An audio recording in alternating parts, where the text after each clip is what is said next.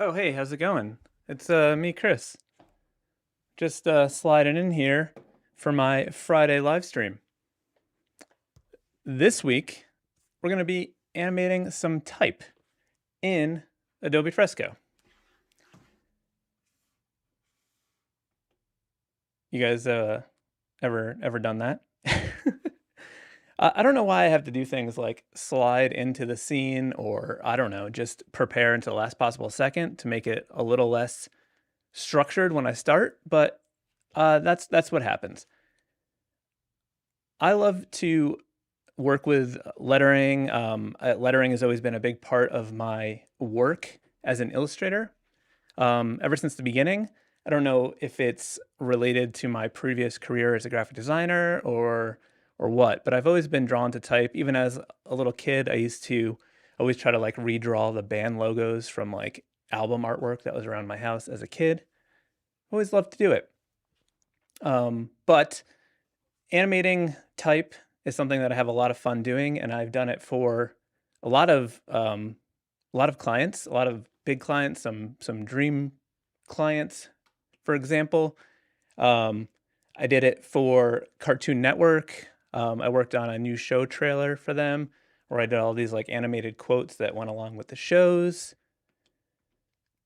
Um, made some muscle type. This was all part of that animated show trailer. I've even done this kind of thing for McDonald's. I did this weird series of animations where they were taking commonly used acronyms and making them macronyms. So IDK, instead of being I don't know, was I did ketchup. And there's a whole bunch of these. Obviously, this is a little bit more involved than some of the intro stuff that I'm going to show you how to do, but I just want to share some of this stuff from like the real world, like actual projects that I've used this stuff for. So it's, giving you the idea that it doesn't have to just be a fun thing. This was one that I did for Thrillist. They had this food review thing that they were doing, and it was like a column, and this was like a logo for it. And, I do it just for fun too, for myself. Like here's one that I drew. And let's see, I think there's another one on here. That's just my logo. Anyway, we're going to be doing this in Adobe Fresco, and it's going to be fun. So I'm going to switch over to my iPad. We can start talking about this. But before I do that, I just want to give a quick shout out to all of my channel members. 2023 was a big year for this channel. It's actually the first full year that I've been on YouTube. I started it the end of 2022. I think September is when I started it. So just over a year old, and we're already well above 30,000 subscribers, almost 100 channel members. All of my super supporters and above get their name illustrated and included in all the videos that I make while they are active members.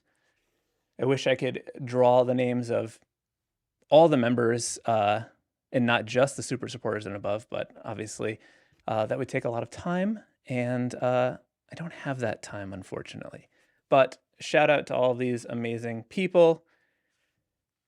If you're interested in finding out how to be a channel member, you can look in the, there's a link below. There's a link below. Oh, I have a graphic for that.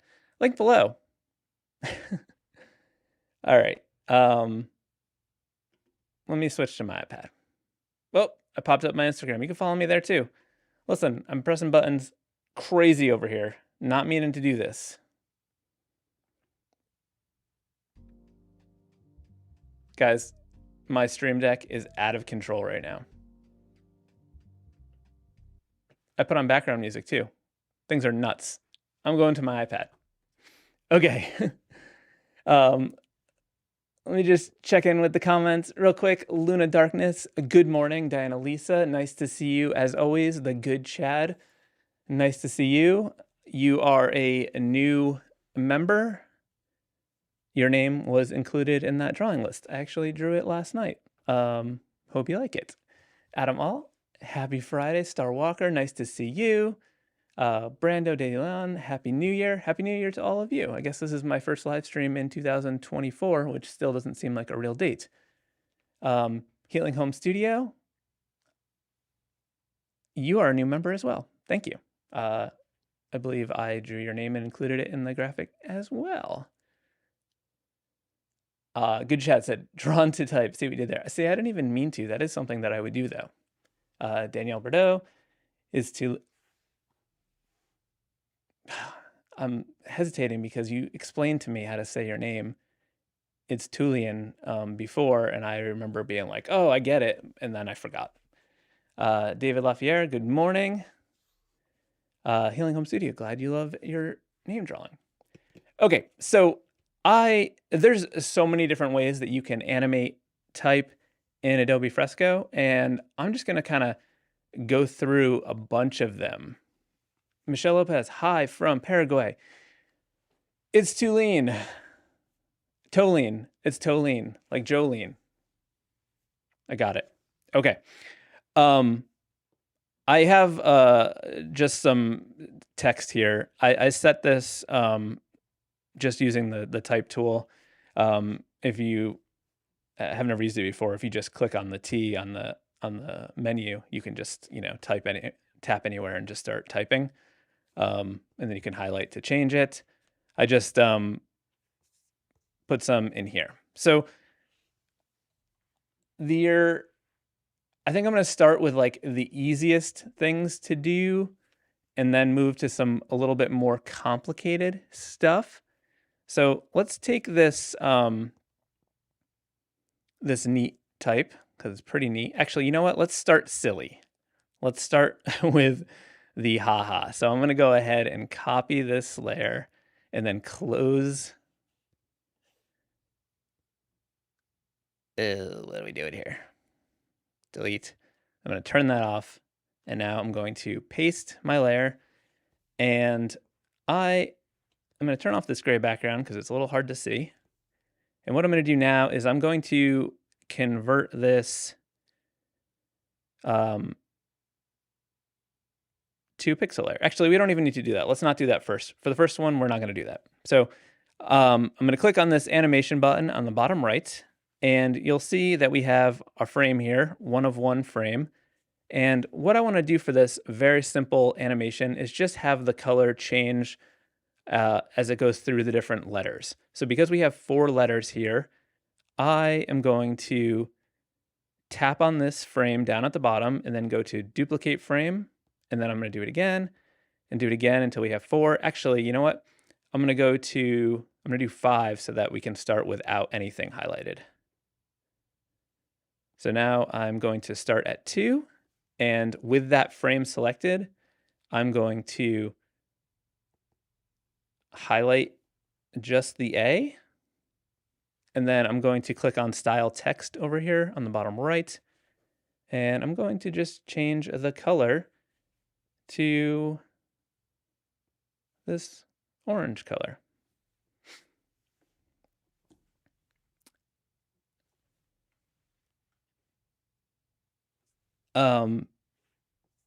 And now for this last one, not the last one, for number 3, I'm going to highlight the H. So that's the third. What are we doing here? Guys, we need to take a step back. I started with the A, but we need to start with the H. No one told me. I'm going to just give me a minute and I will be good and everything's going to be fine. So for the H, I'm going to go to highlight text and I'm going to change the color. The problem is I was trying to like read comments and like I was going to respond to answers, but I need to just go through this one and then I'm going to respond to questions. Okay, so on the first frame, we highlighted the H. On the second frame, we highlighted the A. And on the third frame, we are going to highlight the second H. And go to Style Text, then choose the color, grab this orange again, and then we'll go to the fourth frame, and we will highlight the A. You guessed it.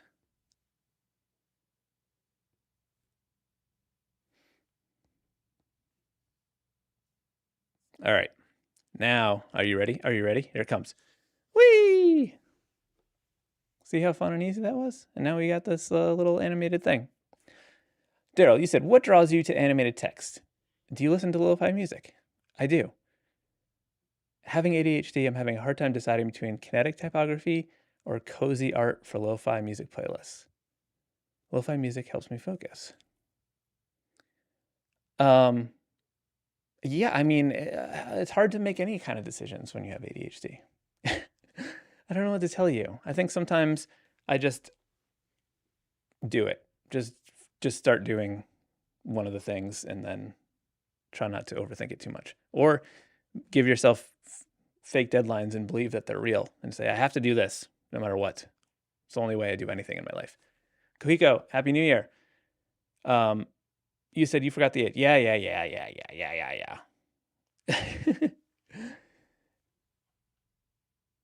Okay, so that's the most simple way to do this kind of thing. You just change the color. I don't know why I closed the document. So let's delete that. The second way I want to show you is just like a simple line boil thing. And line boil is what is an illustration term or an animation term where it's like the result of drawing multiple frames by hand, and then the line like kind of looks like it wiggles a little bit as a result of just redrawing something. So this is a really fun effect for drawing type, and I think it can have a lot of energy. I use this on my logo on the screen. You can see there, that's a line boil technique, which was just the result of me tracing the logo 2 times and then having a 3-frame loop that can just sequence through. So I'm going to do that live right here. I'm going to do some wiggly letters like this. Wiggly letters are fun to do with this technique. So we'll just make a wiggly hey. And then we will come down to our timeline thing and then hit plus to make a new frame. And you'll notice that I can't see the previous frame because my onion skins are turned off. Onion skins are what allows you to see previous and next frames. So you just click on settings at the bottom, turn on onion skins, and here you can adjust all your different stuff. So I'm going to change this to 1 frame so that I only see 1 frame before and 1 frame ahead. I find this to be a little less confusing for some things, but you can adjust that as much as you want. And then opacity, you can just put that wherever you want to be able to see what you're doing. And then at the top is frames per second. I usually just leave it at 12. 12 is sort of like a standard animation time frame rate. Basically, traditional film is 24 frames per second, and animation is typically done on 2s, meaning there are 2 frames for every 1 video frame. So that would be 12 frames per second. So I'm going to come back here. And now that I can see this, all I'm going to do is trace over this. And I'm not even trying to like make it different. Like you don't try to you don't need to try to make it wiggle. Like it's called line boil. When you see an animation, it's not because they're trying to make it wiggle. Like they're trying to not make it wiggle. Like if you look at some like the old, the early Disney movies where you can see some of that line boil, like those Disney artists did not want line boil, but like it's just impossible to draw something over and over again and not have it be slightly imperfect because you're not a robot. And I think it gives it a nice warmth and a character. So as you can see here, I'm tracing it as, pretty close as I can. And if you go too far, it could end up looking like, oh, I got a scratch on my screen protector. I don't know. So if we hit play, you'll see we get this fun little wiggle. And it's important to have 3 frames because if you don't have 3 frames, let me just show you. So let's delete one of these. When you just have 2, it sort of looks like flashy. But when you have 3, you have like a rhythm and it sort of like flows, which is kind of cool. So let me show you what happens if you push it a little bit more. And I think if you're going to push it more, doing more than 3 frames will help.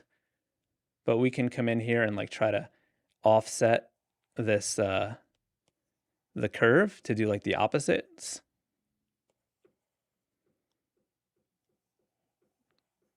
This. And we'll just kind of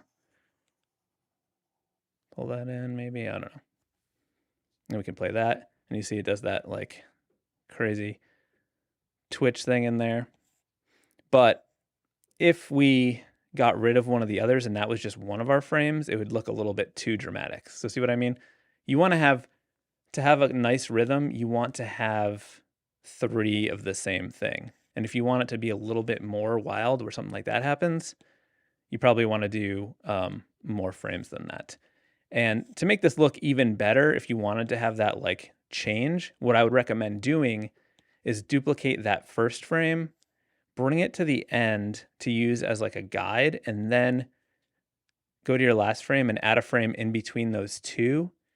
And then what I like to do is try to like make a line that's in between those 2 positions, and then it'll soften that that transition.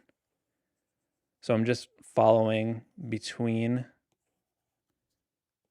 the different positions, and you'll see that when we play this, it'll make it less jarring.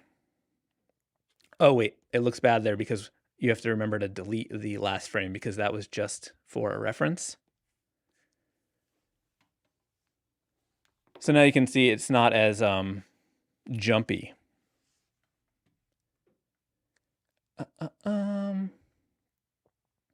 Luna Darkness, you just became a member. Thank you so much. Troy, hello from Michigan. Michelle Lopez, or I think that's how you said it. What do I think about Procreate Dreams? I think Procreate Dreams is very cool. I plan to do more with it. I still wouldn't use it for this kind of thing because I prefer the drawing experience in Adobe Fresco. And some of this like simple motion stuff is much easier in Fresco, but Fresco is not software that you could do like a full-on animation. Like Procreate Dreams is animation software. You can create an animation, like something with a timeline. Fresco and regular Procreate, to a lesser degree, is the animation features are more about bringing motion to an otherwise static illustration or having like some sort of loop. The reason for that is you can't control when things start and stop. It's just like you're setting something in motion and then it's going to keep going. Whereas in Procreate Dreams, because it's animation software, it's more sequential where you can like place things out on a timeline and like tell a story. So I think they need to be thought of differently. The kind of stuff that I do is not really sequential narrative animation stuff. It's more like continuous movement and looping things and like, you know, animated graphics and stuff like that. So for that kind of thing, Procreate works better for me. Not Procreate, Fresco. Okay, Daniel, you said, how would you combine an animation made in Fresco at 12 frames per second with footage at 24 frames per second? Yeah, so I mean, you can export your video file at 24 frames per second, or you can bring it into your 24 frames per second document and just decrease it to 50%. Oftentimes, it'll just work. So, for example, like I do a lot of all the stuff I do, like all my video graphics. I actually just made a video about it. I think it's my last video if you want to check that out. All the video graphics I do in Fresco to bring into Premiere, and typically they just work. And if they don't, I just adjust the speed a little bit to counteract for that.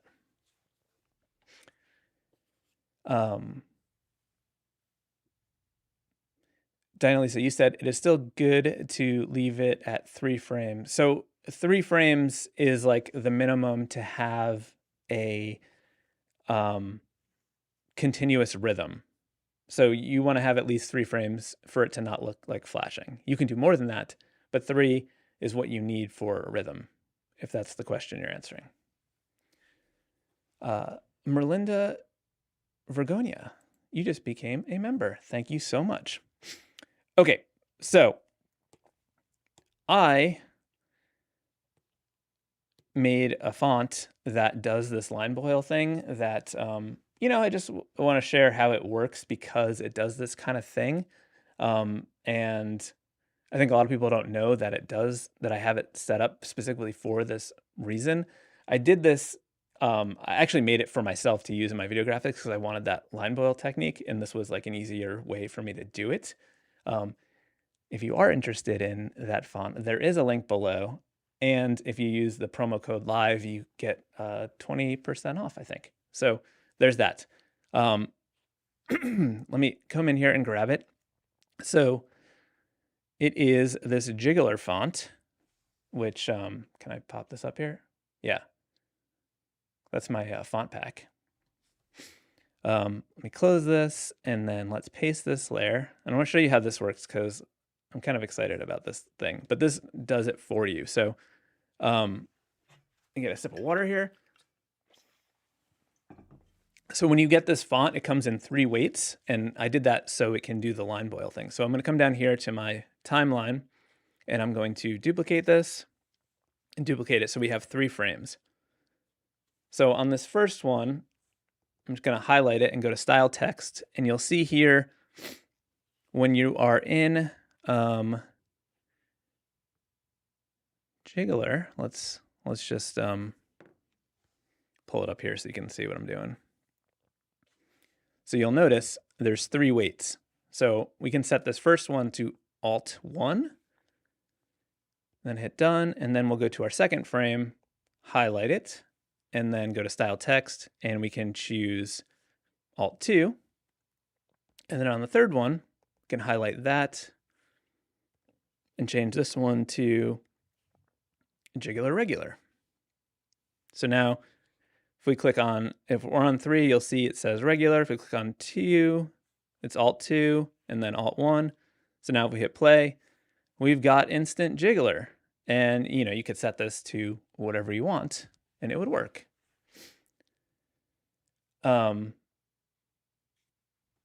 So yeah, so that's a way to do the line boil without having to redraw it. But you could do the line boil starting with a font. So for example, let's say this was a regular font. Let's go ahead and delete this. I mean, it is a regular font, but you know what I'm saying.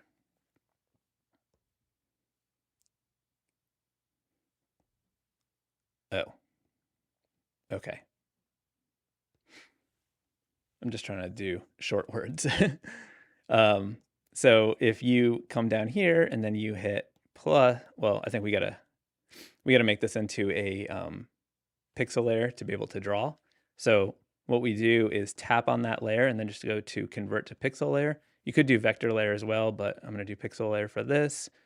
And then I will hit plus, and then I can come down here and grab this brush. Let's make sure the smoothing is up, and now I can just trace over this. Like this.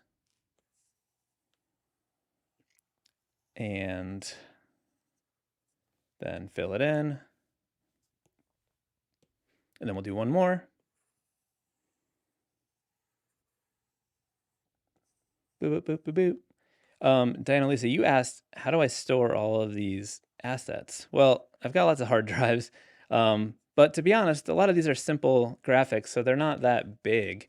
My video footage is the bigger issue, but the graphics themselves and animation files, just like a looping sequence like this, is not a big file. So that's not really a big deal. So if we hit play, you'll see we've got that sequence. So you could start with a font 2 and just trace it 3 times. So if you have like a logo that you use, you could trace it 3 times to give it that warm analog looking feel. Pisces illustrations, how's it going? Hassan Hart, how are you doing?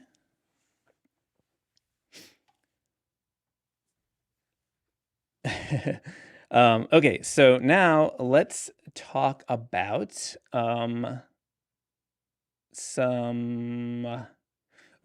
let's talk about using clipping masks. So this is a fun technique. So I'm gonna come in here, let's grab this neat lettering, or this font.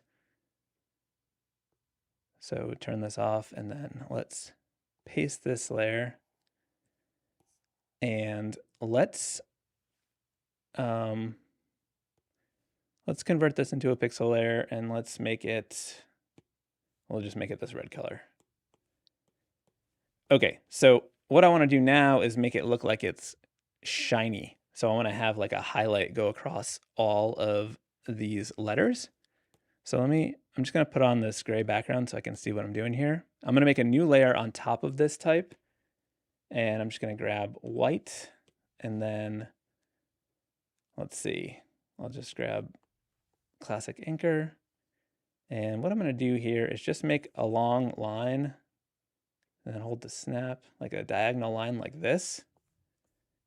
And I'm going to go to path down here at the bottom on the animation thing. And I'm just going to draw a path that goes across the full word. And then let's say we change it to ease in, ease out. So maybe it starts slow, then moves quick, and then slows down a little bit. And if you want that to be more dramatic, you could like shorten the path. So if I go click on path here, I can go to transform path, can shorten it a little bit.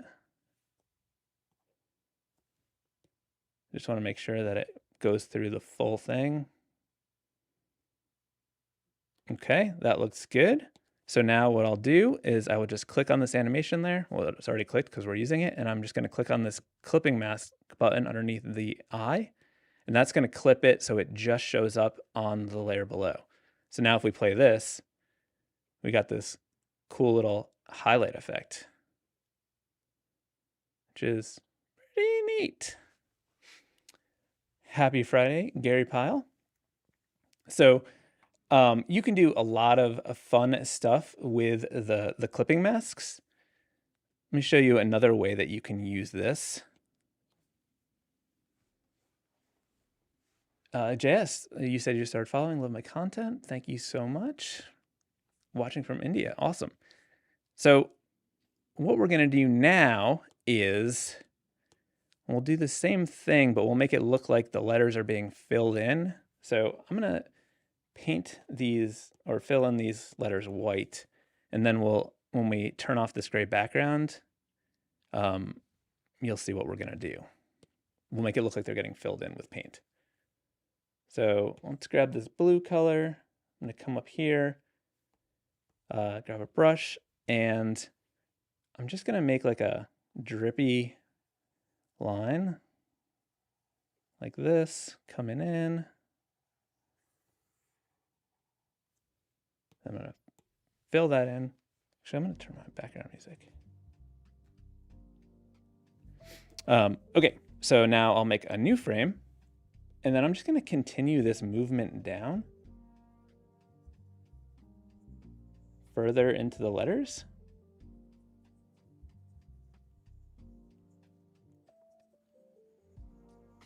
And I'm just going up above it and closing it to just fill in that shape. Then we'll do another one, and we'll just keep going until the letters are filled up. And I like to just sort of vary the drips where some go faster, some get slow, just so it has that natural kind of drippy look. Then we'll do, let's see, we can fill most of it in. Maybe we'll leave a couple little spots that still need some. I don't like to leave little slivers like that, so I'm gonna fill that in. Then we'll block that in. And then we can do one more. We could just fill the whole thing in, it doesn't matter. And then we could just do a few frames where it's like fully fully filled in. And then let's do a sequence where so that it loops. Let's have the paint leave. So we'll just do like the opposite drip. That's too far. Okay, we'll go like this. So we're just kind of doing the same thing, but upside down.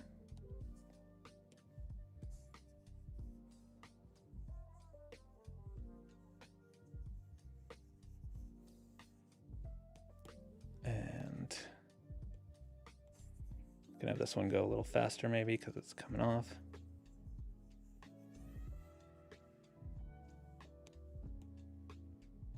And then maybe just one more, couple little bits.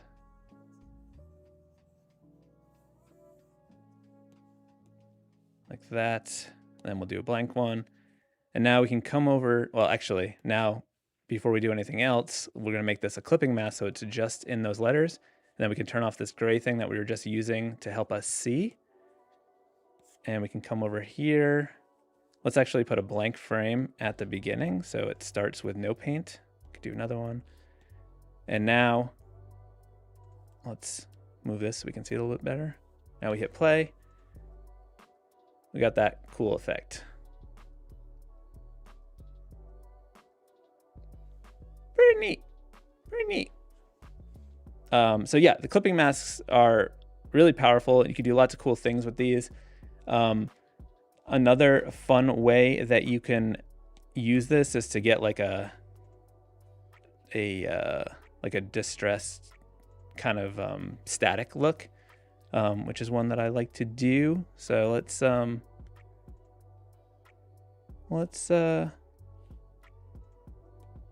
this background color on, and then let's fill this in black. And then let's fill in these letters black, and then we can turn this off for a second. Actually, we don't even need to do that. So might be helpful. I'm gonna put it there so we can still see it a little bit, but we won't get the full effect. So I'm gonna make a new layer on top of this, and we'll set it to be a clipping mask right now. And I'm gonna switch this to white. And then I'm gonna grab like a texture brush. Could use this Retro Supply Co. waxy roller. There is a link below to all the Retro Supply Co. brushes if you are interested. They are affiliate links. They help the channel if you get any of those. If you are new to Fresco and you're unsure when you're getting brushes, Fresco uses Photoshop brushes, which is an amazing thing. Some people, you'll hear people say, oh, there's so many more brushes for Procreate. That is a hot damn lie. Photoshop has been around for decades before Procreate was even an idea, and so many custom brushes have been made for Photoshop, and all Photoshop brushes work in Fresco because Fresco is a Photoshop document.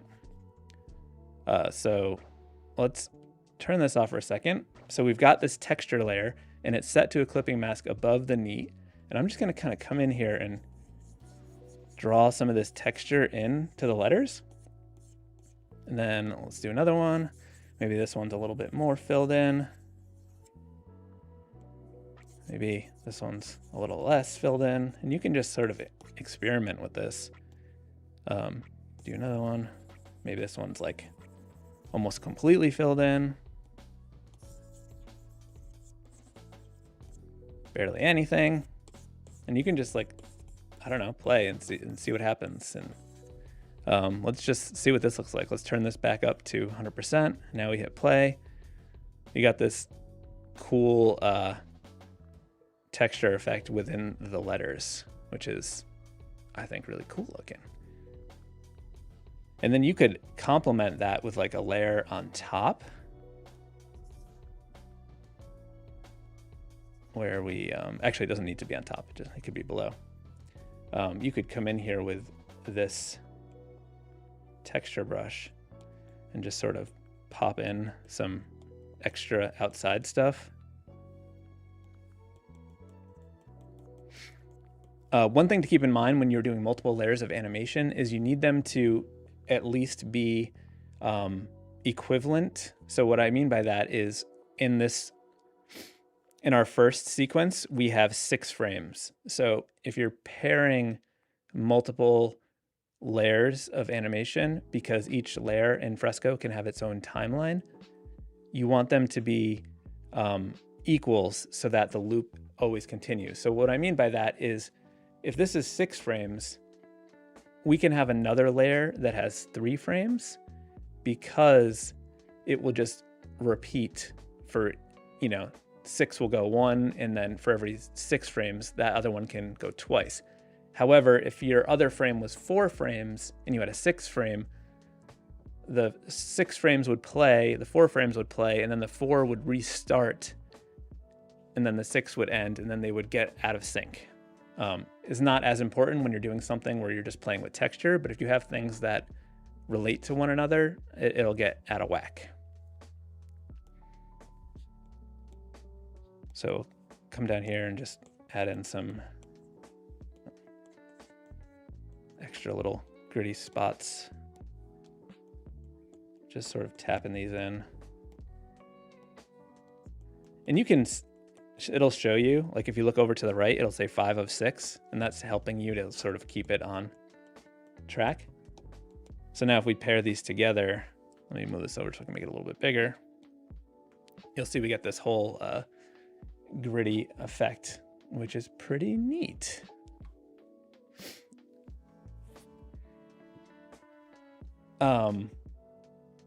Michelle Lopez, you said, how much is necessary for this job, the pressure sensitivity and the pencil? I mean, I'm just tapping with the pencil for this texture. It depends on all the different brushes, and you can control the setting in the brushes over here. Like you can adjust the style pressure to your preference. I think that's what you're asking. You said, how can you make the effect more organic? So how do you mean more organic? I feel like this is pretty organic, but maybe you mean something else. So there's that.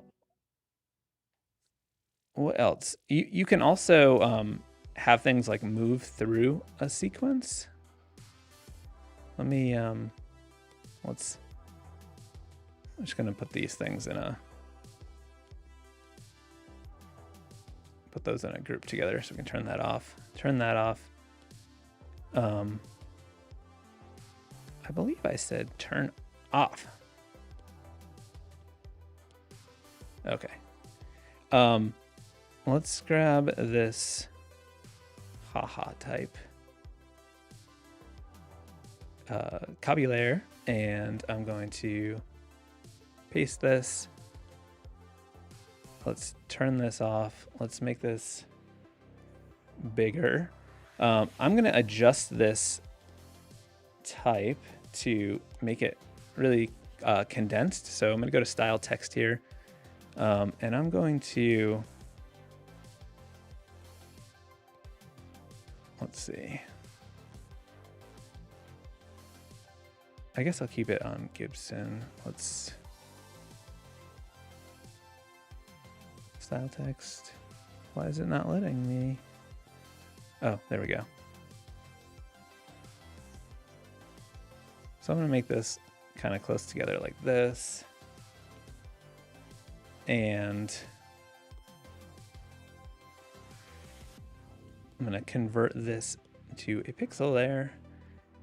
And now on this layer, I'm just going to make like a little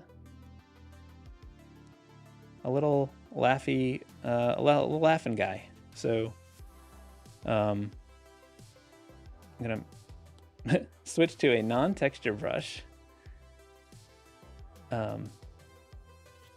Jayash, you said as a beginner in Fresco, absolutely use the free Fresco. There's almost the only difference between the premium and the free version is that in the premium version, you get a little bit more iCloud storage, and you can import brushes. You can't do that in the free version, but there's still like 200 brushes, and they're all brushes made by Kyle Webster, who is like a brush magician. He's like the best brush maker ever. So much so that Adobe hired him because his brushes were so good. I mean, that's not the only reason, but you know, that's the case. But the free version is great. And even if you want the premium version is only $9.99 a year. It's not a monthly fee like a lot of people think.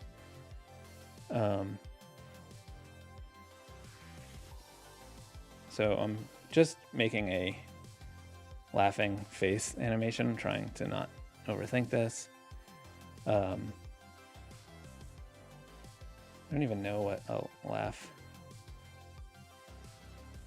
We're gonna go through this together because I don't know what happens when faces laugh. The eyes get squinty. I don't know. This might be ridiculous, but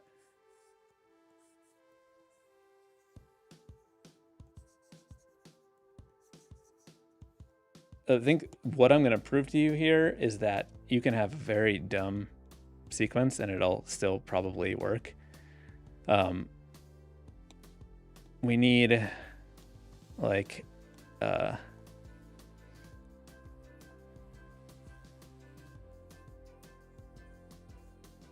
back a little bit. I don't know why I don't like think about this stuff ahead of time so that I can make something good. Okay, so this is fine for my purposes. Okay, so what I'm gonna do is I'm going to make this a little bit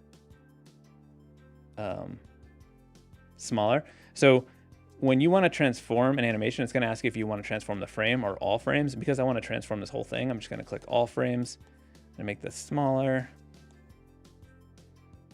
And I'm going to move it over here. I'm going to make this a little bit smaller so that I have some room. And I am going to set this to be a clipping mask on the ha letters. Actually, let's do the path first. So I'm going to draw a path like this, and then I'm going to add a whole bunch of these laughing faces and then make them grow and shrink. You can add more of these. And now we can control how fast it goes. So there's more of these through, and then we can make it a clipping mask, so it's like just inside the letter, so it's like haha laughing. So you can do all kinds of stuff with clipping masks, which is a really fun and powerful thing to do. I want to show you a little bit about this, more of the stuff that I do where I morph things, like morphing words into another word. So let's see. Daryl has a hot tip that if you use a friend or relative student ID to get a discount on Creative Cloud. Oh, and they do have a big discount at Holiday. 15 per month for CC. That is a good deal. Yeah, Michelle, the free version is totally fine. It's basically the full app. It's just you know, as I mentioned, limited on brushes. But I could I could get away with the free version. Like there's nothing that I do in my work that I couldn't do with the free version. So I think that's important to know. Healing Home Studio, you said you downloaded the free version last night on your iPhone. Need to buy a pencil. Yeah, I would say it's definitely a must for illustration. If you're using an iPad, I think the Apple Pencil is the way to go. The other styluses don't have the same feel and pressure sensitivity. So yeah, I think the Apple Pencil is the way to go. I would also say that the iPads especially the Pros and like anything with the Apple chips have been like overly powerful for a very long time. So like you definitely don't need the latest or greatest. Like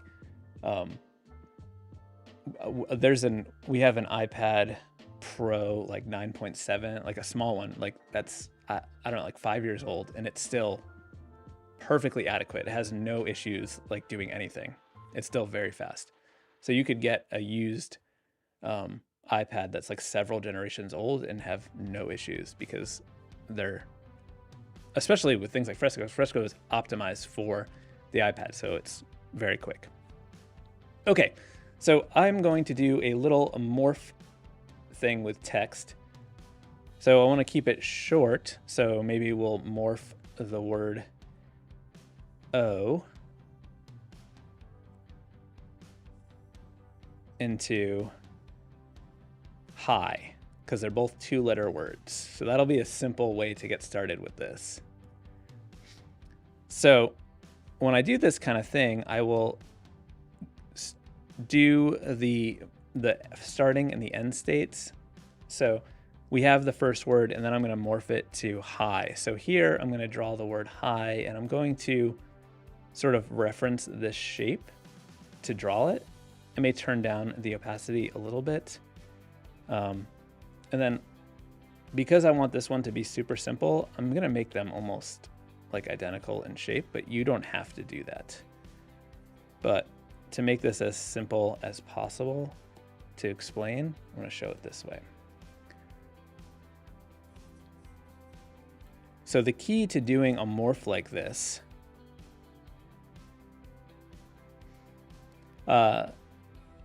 is Tolian said that he has a 2020 iPad and doesn't have hiccup.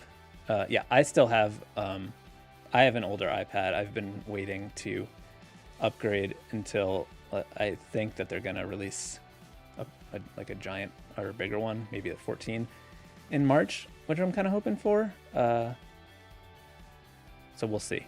But I have no issues with mine, and mine is several years old. Okay, so to do this kind of thing, you would now put frames in between and have it subtly change. So this can be confusing at first, and one tip that I think is helpful is to duplicate your ending frame and then come in here, and on the duplicated one, you could change like the color of it to make it red. And now here, let's turn up the opacity. Now you can see the difference between them a little bit easier. And what we're trying to do is take these O letters and just slightly change them one frame at a time until they become the other ones. And you'd be surprised how little there needs to be for it to like look natural. So to demonstrate that, I'm gonna do it just in one transition frame in between the two, and it's gonna look pretty natural. So what I'm gonna do is just pull these legs of the H in like this, like that, and then we will just make this crossbar thing start to, so it's like just barely connected, like that.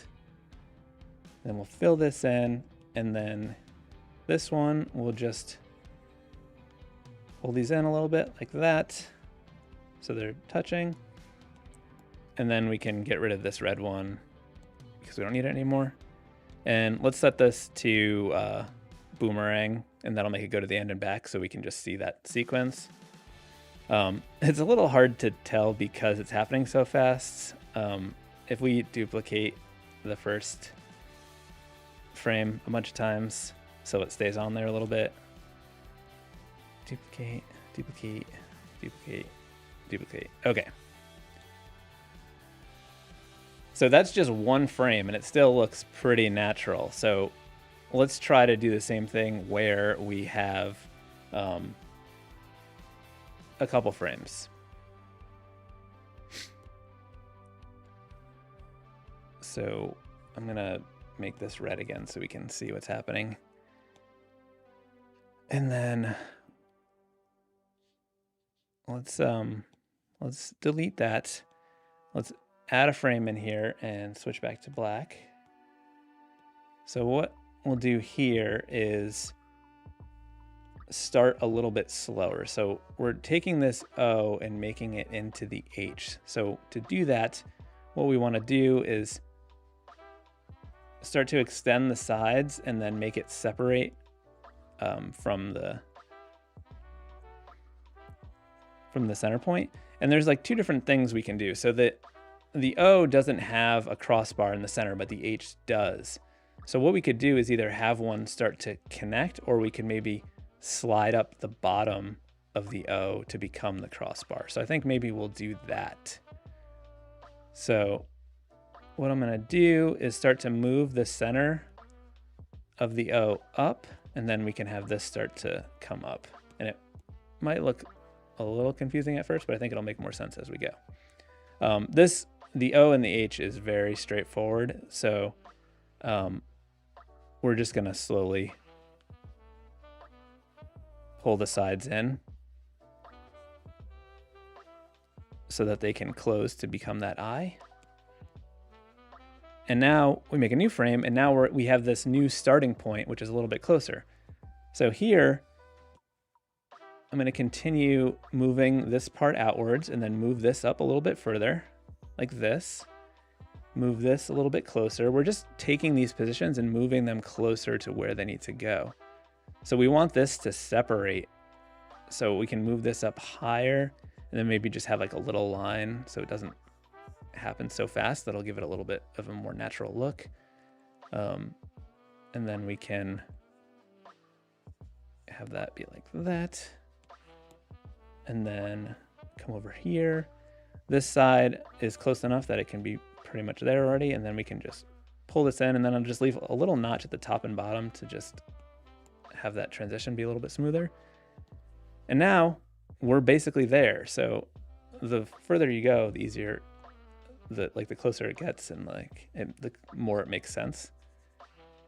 So what I like to do when connections snap like this here, sometimes I'll just make it look like it's some sort of liquid, and maybe put a little splotch things like that. And then we can pull this almost completely there. And then let's do one more, just because we have these little spots, because I like to have those sort of finish their sequence so they just don't disappear abruptly. So what I will do is trace this in and then just have them fall so they can dissolve back into the letter. And then this, we can just pull this in, and then we can delete the red one because we don't need it anymore. And now let's see what this sequence looks like with a little bit more. And you can see those little driplets, I think, add a little bit. But that's how you would do a morph. And, you don't have to do it so simple. They don't have to be the same size. They could be totally different sizes and shapes.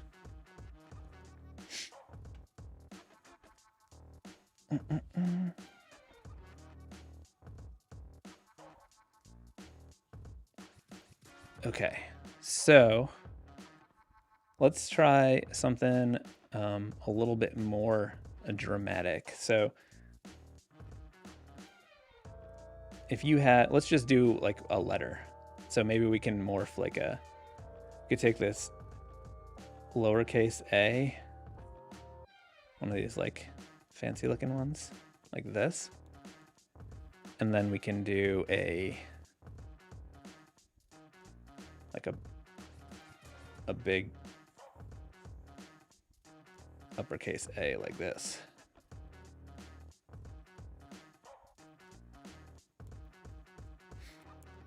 So we can do that same thing where we'll make a new layer in between. Maybe I'll make this red so it's helpful to see again. And you don't have to do this. This is just something that I think can be a little helpful when you're learning to do this sort of thing. So what we can do here is start to like have this get bigger. One thing that I like to do is to use something called like a smear frame, where that's like a dramatic amount of movement in like one or a couple frames to sort of get to that, to get there a little bit faster. So to do a smear frame, you can just like, they're really fun to do because they're kind of wild. If you like Google smear frames, smear animation frames, you'll see lots of cool stuff. SpongeBob uses tons of them. There's some amazing ones. So what I'm going to do is just pull this like top part and just like dramatically stretch it out in one frame like this. And that's going to like give us a big leap closer to where we're going. And then we'll add a frame in between there. And then I'm going to do like another dramatic movement. I'm going to come up and I'm going to go beyond where we need to go, because that can sometimes give a cool effect where it makes it look bouncy. I'm going to move this over like this. And as you can see, I'm just sort of pushing it out to the edges. And what I'm going to do for these spots where I want it to separate is I'm going to have it get thin there, like that, so that we can start to get rid of those things. And now when we make a new frame, you'll see we're closer, because those areas where it's just black, like that, like gray colors, that's what we're trying to get rid of. So on this one, I'm going to move this closer to the edge and then pull this back in. Then this can close up there. And we can move this out like that. Actually, this, let's go back here and not make this one thin, because here we can now move this up further and have it become the crossbar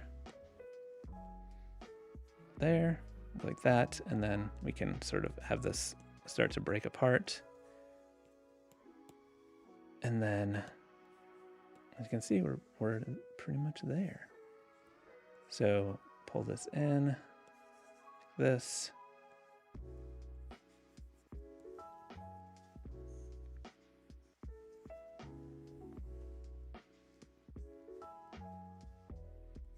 And then these little things can sort of just dissolve a little bit. And then you could do one more.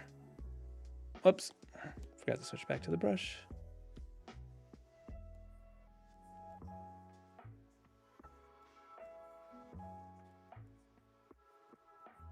And then just a couple little spots. All right, so let's delete that. Let's duplicate this a few times so that it stays up more. Let's duplicate this one so it's not just on the screen for a split second. Now we can come back and we can play that sequence.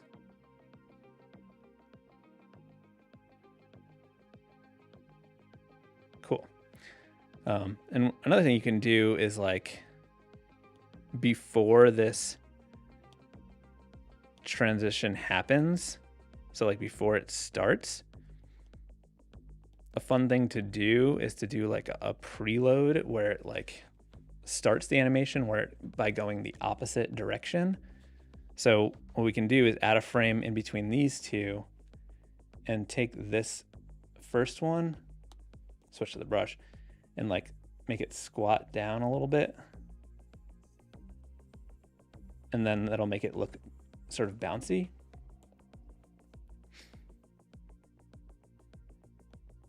So now when we come back to the beginning and play that, you'll see it.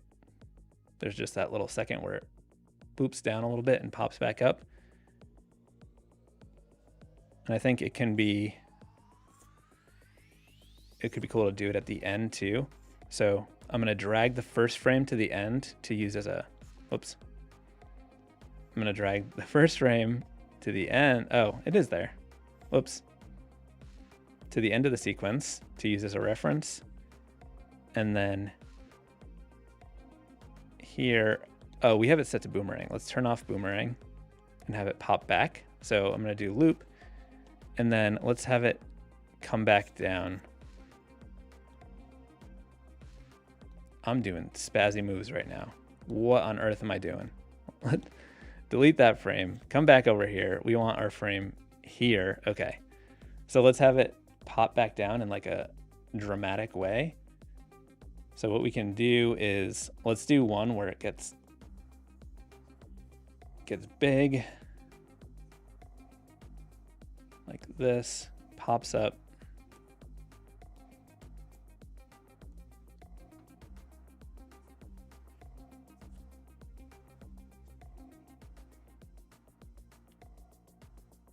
I think we got questions in here. How can I do a scribble effect? Like scribbling out a word like it looks like you're writing it.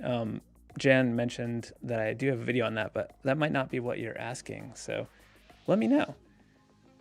But I could show you other ways to do it. Trent, how's it going?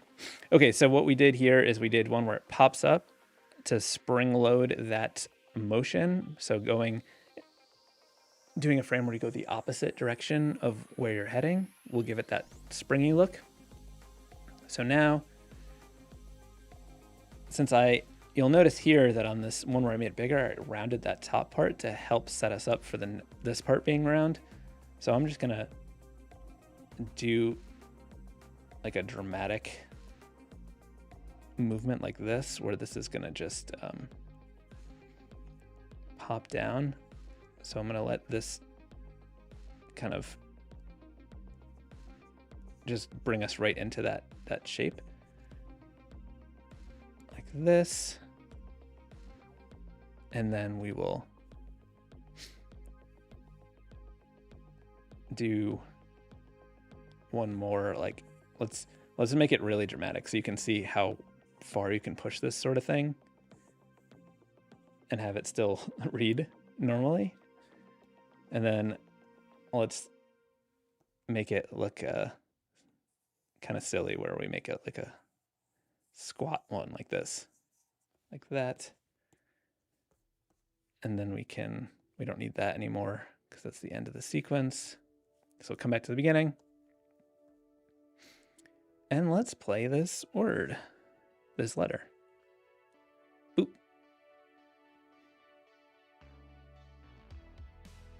See, some of those frames look like chaos, but when you play them as an animation, they hold up. Like, look at that. That's nothing. That's so stupid. And you can add kind of some fun effects too with color, where you could change the color as it goes. And you could do that like on another layer with a clipping mask too. So for example, if we make it this layer as a clipping mask, and then I want it to like change color as it goes, I could duplicate this frame until we get to the spot where the letter squishes down. So here, and now we can use maybe a different color as it gets squished. Maybe it's pink when it's squished. And then maybe it starts to get orange as it pops. And then maybe the uppercase letter is red. Let's turn off onion skin so we can actually see what these colors look like.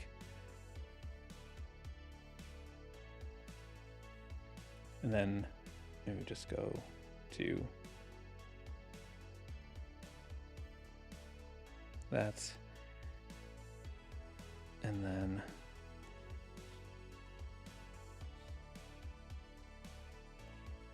we can just duplicate this until we get back to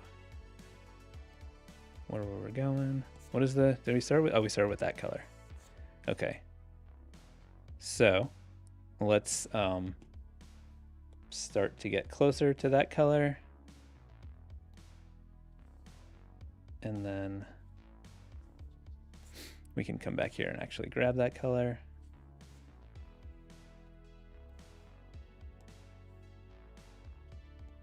Duplicate. Is that our last? Yeah, so you can see the bottom says 23 of 23. So now if we play this, you'll see we've got a little bit of a color change that happens, which is kind of a cool effect as well.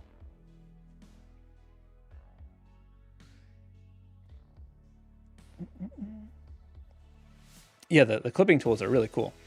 One thing that I forgot to show you is like an even easier way to just like add something, make some text move. So I just want to show you that real quick. So let's what are we doing here? Turn this on. Let's grab these. This is my chunky font. Let's use this as an example. This is chunky lean. That's what this is called. So let's paste this in. So we've got this, and the actual simplest way to do lettering, it doesn't involve any extra steps. You could just hit path here, and you can come in here and when you're in your path settings. Oh, I think we have to we need to convert it to a pixel layer to do this. To use a path. So you would just go to convert to pixel layer, and we go to path here. And now we could come in here and do like a grow shrink situation, or you could make it kind of do that. You could change like how fast it's happening. You could make it do it slow. You could do like a very subtle, make it look like a pulse. You could make it sway, and you can control like the frame. So if you want it to happen a lot, you could have it do all kinds of stuff like this. You know, you could add a bunch of those words. You can do all the same stuff you could do with other things. You could make it like get small and big, and get rid of those multiples. Pull the scatter back. So you can do all of these like motion things without having to change anything. You could like ease it in and ease it out. And you can have it be subtle too. So if we bring this down to like 2, and then, you know, turn off the sway, you can just get this like real slow, like you can barely even tell it's doing anything there, which is pretty cool. Another fun thing to do is to use the liquefy stuff. So let's duplicate this frame a few times. We'll come back to this first one, and then let's go to the transform tool and then just choose frame, not all frames. And then let's go to liquefy, and let's do this bloat one. So we come over here, we can like bloat that first letter, the first part of the word, and then click on our second frame. And then maybe we do it here, then click on our third frame, move it here. Let's turn that off. And then further, then on this one, go like that. And then we play this, hit done. Now it's like making it look like a wave, which is kind of fun.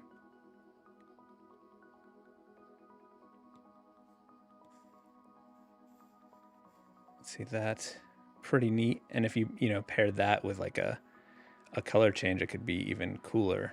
So for example, if we so we don't have to do all the letters, if we make the letters that are actually better idea, let's make a layer on top, clipping mask layer. And then we can come in here and grab, let's see. I don't know, maybe this. So I'm just doing like a light gray on it, and I'll do new frame here. Like that.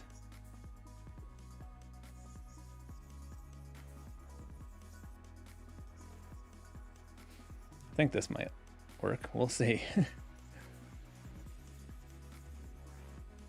I'm trying to give it the look like it's almost like inflated or something. You know what I mean? Let's see how that looks. Actually, I want to delete this other stuff because the timeline might mess up our document because there's 23 frames there. 5. Does this have 6? Oh, there we go. Okay. So we'll do one more frame here, and that one doesn't have anything. So let's see. Yeah, so it's kind of a cool effect. And I think if we did it with a color, it would be even cooler. Adam Ollie said, is there a way to change the default brush when opening it in Fresco? Mine is set on the base account, and I hate having to change it every time. I think it's usually sets to the last one you used, I thought. It might, if you save a brush to your favorites, I think it might default to that. I find that it just goes back to the brush that I've been using. That might be a setting that I'm not sure about, but I will try to look into that. Let's try one more thing with the liquify thing, because I think it's fun. Duplicate, duplicate, duplicate, duplicate. Okay. So let's go to transform, just frame, liquify, and then let's try the twirl.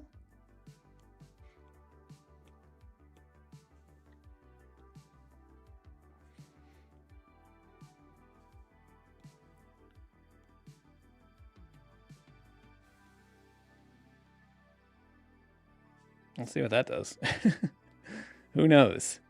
But it's fun to play. So yeah, you can do all kinds of fun stuff very easily. I think it's pretty neat. Let's set that to boomerang and see what that looks like. Look at that. That's cool.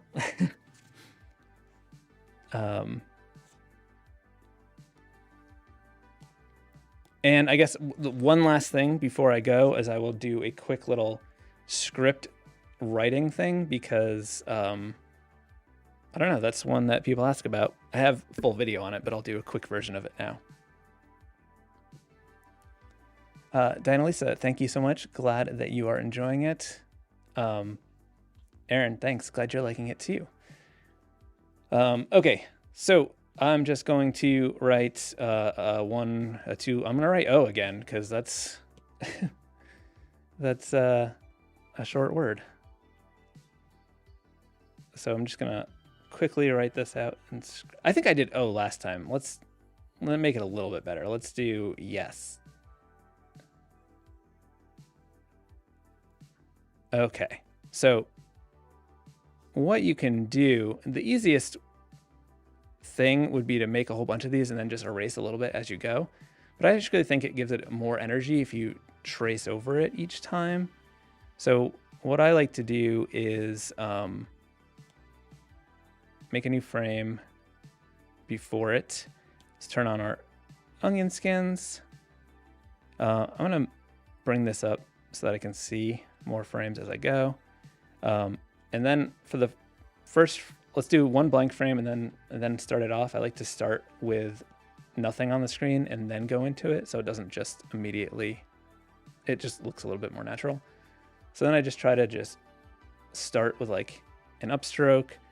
And then as I'm doing this, I try to like break where you would naturally as you're writing. So here we'll just come in and trace this over, go like that.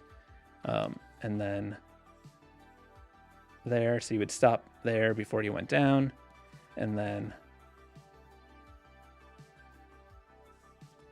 when I'm doing something long like this, I might like,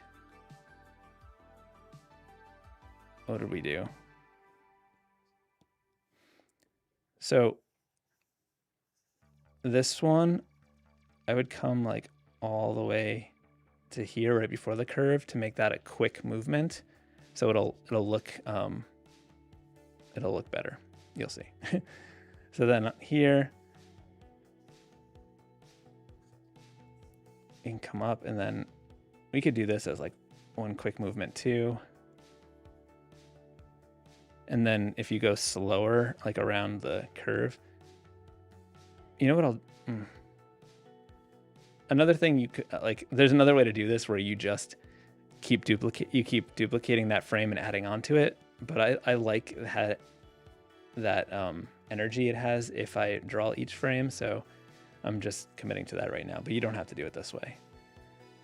So let's say we want it to like slow down a little bit right here. We can add more frames to do this. So we'll just add a new frame here. Keep accidentally switching to the eraser.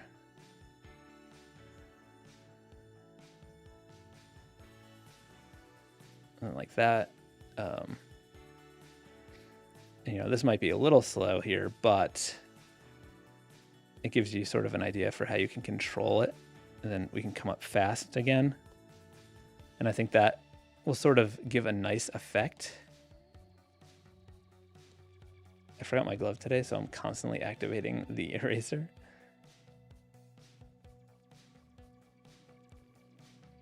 Then we can do a quick movement down like this. And then, actually, that frame is there. So that's it. So we could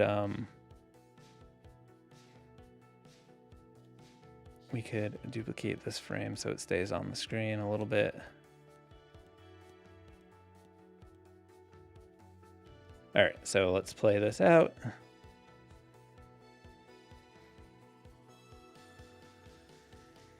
So as you can see, like having some of the lines go in real quick gives it a more natural like writing look. So hopefully this was helpful. Hopefully this was enjoyable. Remember to check out the Retro Supply Co. brushes in the link below.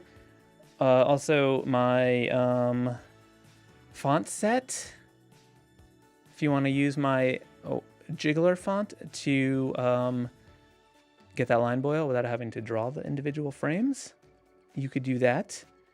Shout out again to all of my channel members. Couldn't do it without you. Promo code, can I pop it up on the screen? No? Let me go back. Promo code LIVE to get 20% off your order. Also my gritty vector brush presets. Those are available. And my crispy liners. Thank you all. New video on Tuesday. Who wants, since you guys are still here, if you're still here, I'll give you a little sneak peek of what I made. What my video on Tuesday is, I did a demo of this animation. How to take a static illustration and convert it into a thing. Let me just pull it up here. Yeah, okay. So I walked through the process on this. So if you want to see how to make this in Adobe Fresco, check out my video on Tuesday. I think it ties into what we did in this video and adds a little bit more action. Okay, good talk. Thank you all. See you next Friday. New video on Tuesday. Happy New Year.